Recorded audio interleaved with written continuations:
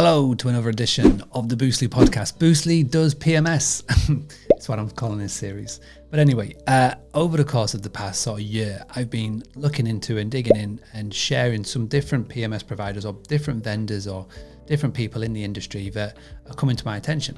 And over the last week, I've had 5 different people send me this question. Hey, what do you know about Future Stay?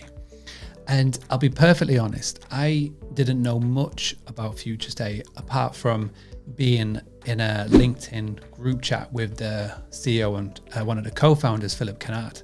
And actually, funny enough, one of the first ever videos I did for Boostly all these years ago, there was a little segment of for a PMS blog that I was putting together.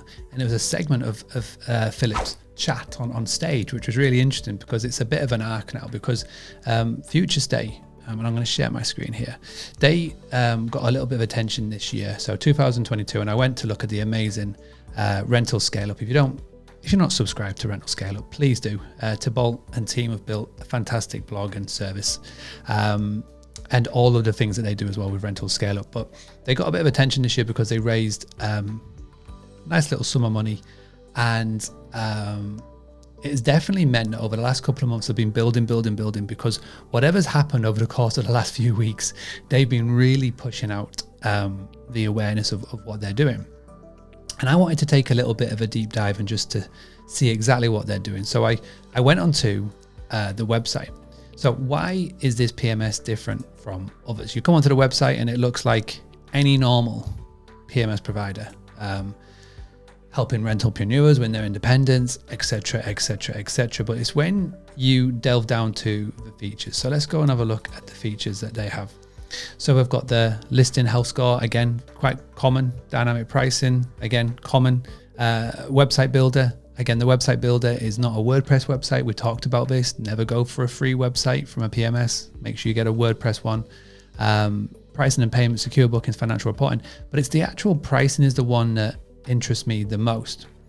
And this is something that I can see more and more is the big vendors and vendors that are coming into this space or getting popular in this space are paying more and more attention to the 1 to 10 property owners. So 1 to 10 property owners, as in you've got 10 properties, 1 to 10 properties that you own or you manage, co-host, whatever you want to call it. And normally what happens with a PMS provider is that there'll be a monthly cost. So you'll pay sort of $80 a listing per month, etc., etc. $20, $30, $40, $50 or something like that. And then when you get to a certain level, you pay a little bit more, all of that cool stuff. But the thing that interests me about this, if you come to futurestay.com and you come down to the pricing, they do it a little bit differently. So instead of charging a monthly fee, they charge you when you have a booking. So if your price per night, let's just say is 100, I don't know why it's a minus. So say it's 100, then you'll pay $5. So they're doing a per booking rate, which is interesting to me. If you've got one property, this may make a ton of sense. If you've got 2 properties, it may make a ton of sense. If you've got 3, it may start to get a little bit costly. If you start to get 5 and you've got a really good booking business in the background, for example, you may have read a book called the Book Direct Playbook. You may be doing all the marketing and you may be getting tons of bookings. As soon as you get to that 5 level and you're being charged 5% every booking, then it may start to get expensive. And you may actually end up paying more than what you would do if you were to say with somebody that charges a subscription model of, I don't know, let's just say $160 a month. So it's definitely a unique spin on it. It feels like it's got the OTA instant book model with it, but this is where I want to throw it over to the community. Do we have anybody in the Boostly world that is using Future Stay? Do you have any pros and cons, any feedback that you want to give to us? Is that pricing something that you like?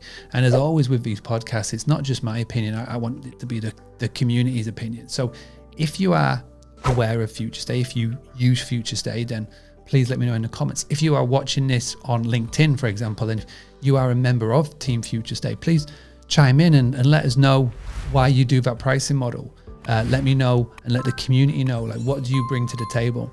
And also as well, I would love to know, how come you are everywhere at the moment? Everywhere you are either doing a big outreach campaign, ads campaign, I don't know, because I don't see it, but so many people are messaging asking me. So it's super cool to see. I love seeing new people come into the industry and provide their spin on things and how they're helping and whatnot. And who knows, if we get enough people come to us, then we may even look to reach out to Future Stay and maybe do some partnerships, API connections in the future, which is cool to see. So this is me throwing it over to you. Let me know who's using Future Stay, what's your pros and cons and all that cool stuff. As always, my name is Mark Simpson.